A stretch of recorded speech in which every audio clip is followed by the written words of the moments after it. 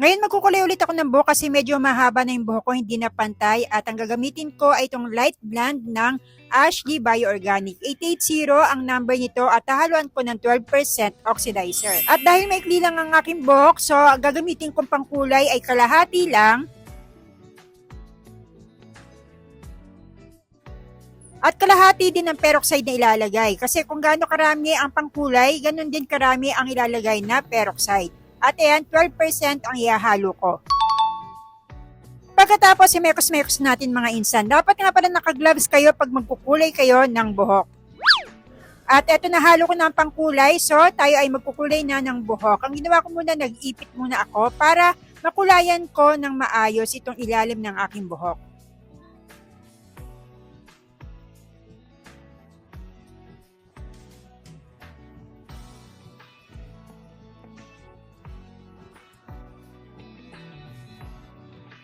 Set yung aking buhok. Bandawan ko after 30 minutes. 10:30 na rin ng gabi, so mga 11. Babandawan ko na ito. 2 days later. So, ito na yung kulay ng aking buhok. Ang light blend ng Ashley Bioorganic na ginamitan ko ng 12% oxidizer. So, after 1 day, dun ko pa lang siya binalawan at ginamitan ko ng conditioner. Hindi ako nag-shampoo. Conditioner muna para hindi matanggal yung kulay sa buhok. At ano ba ang masasabi ko? Ayan, mukha siyang naging honey tea brown. Yung lighter version ng honey tea brown. So ayan siya, hindi siya totally blonde, pero hindi rin naman siya brown. Yun nga, parang lighter version siya ng honey tea brown. So ayan siya. Ang madalas kong ginagamit pag nagkukulay ako ng buhok ay Bremod. Pero this time, trinay ko nga itong Ashley Bioorganic. At ano ba masasabi ko dito? Ano may pinagkaiba nila? Real talk lang ha, sa totoo lang, hindi ko rin masabi kung ano yung pinagkaiba nila. Pero siguro sa observation ko, itong Ashley ay hindi masyadong masakit sa anit. Kumbaga, hindi ito masyadong nagkakos ng dandruff sa anit ko.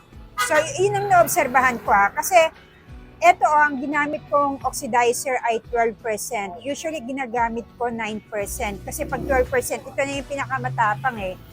Pero nung ginamit ko ito, ang na-feel ko, may pagka-menthol effect. So, ganun siya. Akala ko nga masyadong masakit sa anit, pero hindi. Habang tumatagal, parang mas naging menthol yung pakiramdam ng anit ko. Hindi ako masyadong nagkakabalakubak.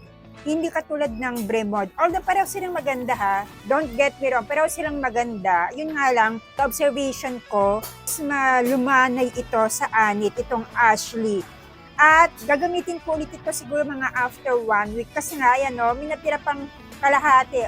Ito, medyo more than kalahati itong oxidizer. Tapos ito yung pangkulay. Gagamitin ko ulit ito para mas tumingkad pa yung pagka-light blonde nitong Ashley. So, ayan siya. Gagamitin ko ulit ito.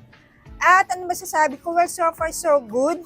Maganda naman yung kulay ng light blonde. Halos pareho lang sila ng price ni Bremod. Ito na ba yung trinay ko?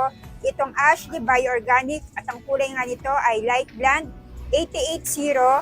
Tapos sinaluan ko siya ng 12% oxidizer. So sa mga gusto magkulay dyan ng light blonde katulad ng buhok ko, mag-check out lamang kayo dito sa aking TikTok shop at i-click nyo ang yellow basket.